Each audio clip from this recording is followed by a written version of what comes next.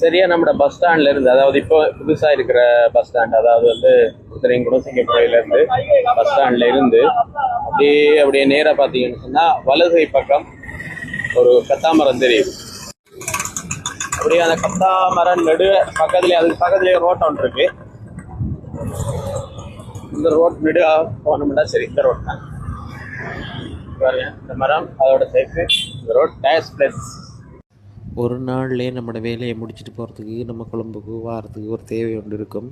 அப்போ அந்த நேரங்களில் பார்த்திங்கன்னா 3000-4000 ரூபாய்க்கு நம்ம ரூமை புக் பண்ணி அதை வந்து சும்மா வீணாக்காமல் அந்த காசை வெறும் 100 150 ரூபாய்க்கு நம்ம வந்து போயிட்டு குளிச்சுட்டு டொய்லெட்லாம் போயிட்டு ஆனால் உடுப்பு ஐமணி போகிறதுக்கான ஒரு இடம் ஒன்று இருக்குது.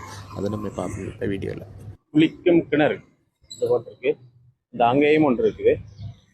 இங்கேயும் நம்ம போகலாம். நம்ம இங்கே போய் பார்ப்போம். உள்ளே போய்ட்டு குளித்து டாய்லெட்டில் போய்ட்டு ஐமணி எடுத்துகிட்டு வரலாம், அவ்வளோதான்.